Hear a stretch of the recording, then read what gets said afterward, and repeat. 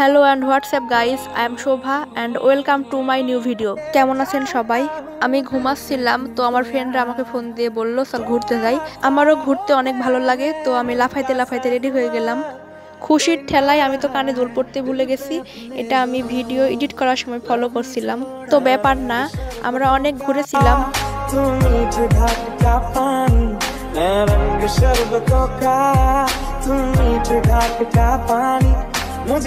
ঘোরা শেষ করে খাওয়া দাওয়া করতে গেলাম হাজি বিরিয়ানি হাউসে। আমার অ্যাকচুয়ালি ভিডিও করার কোনো ইচ্ছা ছিল না, বাট আমার ফ্রেন্ড আমাকে ভিডিওর অনেক ক্লিপ নিয়ে দিচ্ছিল। দেন ভাবলাম একটা ব্লগ হয়ে যাক। আমি অ্যাকচুয়ালি আজকে আমার ফ্রেন্ডের ট্রিট দিতে এসেছিলাম। আমার ফ্রেন্ডরা আমার কাছ থেকে অনেকগুলো ট্রিট পাই ফেসবুকে, 5K আমার বার্থডের। তো আমার বার্থডের মধ্যে ওদেরকে ইনভাইট করা হয় নাই, কারণ অনেকগুলো বিয়ে ছিল। আর হাজি বিরিয়ানি হাউসের স্পেসটা অনেক ছোট ছিল।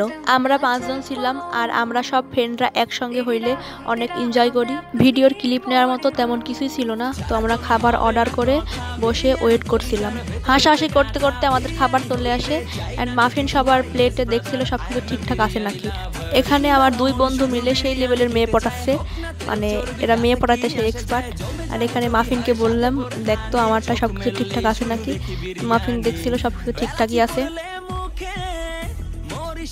আমার লাইফে সব থেকে বড় আফসোস হইলো আমি কোনোদিনও ফুড ব্লগার হতে পারবো না।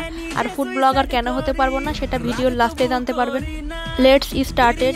তো এখন আমরা খাওয়া দাওয়া শুরু করছি। যদিও আমি ফুড লাভার না, তারপরেও বিরিয়ানির আলুটা আমার অনেক ভালো লাগে। তো ফার্স্টে আমি টেস্ট করছিলাম, আর টেস্ট অনেক ভালো ছিল, আমার কাছে ভালোই লেগেছে। ফ্রেন্ডরা সবাই একসঙ্গে খাওয়ার সময় আমার অনেক হাসি লাগে। আমার মতো কার কার এমন হাসি লাগে কমেন্টে জানায়েন। তো আমার খাওয়ার স্পিড দেখে আমার ফ্রেন্ডরা বলছিল এই বছরটা নাকি আমার খাইতেই লেগে যাবে, ফান করে বলছিল আর কি। আর এই জন্যই আমি নাকি ফুড ব্লগার হতে পারবো না। তো আমি আমার ফ্রেন্ডকে বললাম আমি ফুড ব্লগার হবই, অ্যান্ড ফুড ব্লগিংও শুরু করবো, তুই দেখতে থাক। তো গাইস, আপনারাই বলেন আমি কি ফুড ব্লগার হতে পারবো এভাবে খাইতে থাকলে? কমেন্টে জানায়েন। তো আমার কাছে টেস্ট তো ভালোই ছিল, আর এখন আমার ফ্রেন্ডদের থেকে রিভিউ নিব আসলে কেমন লাগছে ওদের কাছে। দেন কিরণের অর্ডার আসতে একটু লেট হয়, কারণ ও বিফ খায় না, বিফে ওর অ্যালার্জি। দেন আমি মাফিনকে বললাম দোস্ত রিভিউ দে কেমন। তো মাফিন রিভিউ দেওয়া বাদ দিয়ে উল্টে আমাকে জিজ্ঞেস করছিল কি বলবো। তো এটা কি করে দিল, এটা দেখায় আমি তো অবাক। এদিক থেকে শিমুল রিভিউ দেওয়া শুরু করে দিয়েছে। এদের রিভিউ দেওয়ার পরে আমিও রিভিউ দিয়ে দিলাম। আমার কাছে বাঘার মধ্যে বেস্ট।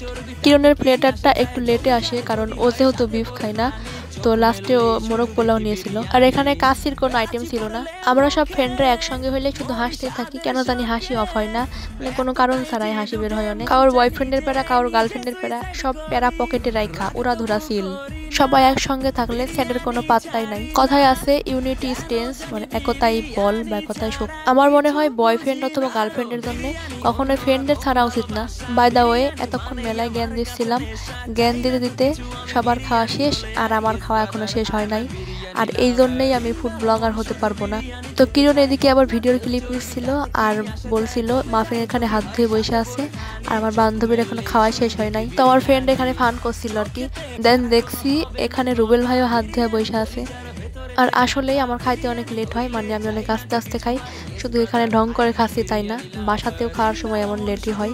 আর আম্মু এই জন্য আমাকে অনেক বকা দেয়। দেন আমার ফ্রেন্ড ওর গার্লফ্রেন্ডের সাথে ঝগড়া করে এসে অনেক প্যারার মধ্যে ছিল, কখন তোকে ফোন দিয়ে বাঁশ দিবে। এই বেচারা এখানে লেবু খেয়ে রিভিউ দিচ্ছিল, সেই স্বাদ সেই স্বাদ। দেন এখানে আমার ফিউচার ফুড ব্লগিং এর প্ল্যান হচ্ছিল এটাই যে আমার ফ্রেন্ডরা খাবে আর আমি রিভিউ দিব। দেন আমার ফ্রেন্ডরা বলছিল থাক তোকে আর ফুড ব্লগার হতে হবে না। সবার খাওয়া দাওয়া শেষ, আর এখানে মাফিন আর রুবেল ভাইয়া আমার জন্য ওয়েট করছিল। কিরণ ভিডিওর ক্লিপ নিয়ে দিচ্ছিল। কিরণ আবার সেই লেভেলের ক্যামেরাম্যান, আমাকে অনেক সুন্দর করে ভিডিও করে দেয়। আজকের মতো আমার খাওয়া দাওয়া এখানে শেষ, কারণ আমার ভালো লাগছিল না, বাই বলে দিলাম আমি। দেন আমি হাত ধোয়ার জন্য চলে আসলাম। আর এখানে পানি তো বেরিয়ে হচ্ছিল না, এমন বিরক্ত লাগতেছিল। আর আমরা হালকা কিছু শপিংও করেছিলাম ওই দিন। শপিংয়ের ক্লিপগুলো নেওয়া হয় নাই, কারণ আমার আজকে ভিডিও করার কোনো ইচ্ছা ছিল না। আর এইদিকে কিরণ আমার ভিডিও করা বাদ দিয়ে নিজের ভিডিও করতে ব্যস্ত। নিজের সুনাম নিজেই করছে, বলছে আমাকে আজকে সেই লাগছে সেই। তো আজকের ভিডিওটা এই পর্যন্তই। দেখা হচ্ছে নেক্সট কোনো ভিডিওতে। ততক্ষণ সবাই ভালো থাকবেন, সুস্থ থাকবেন। Bye bye and take care.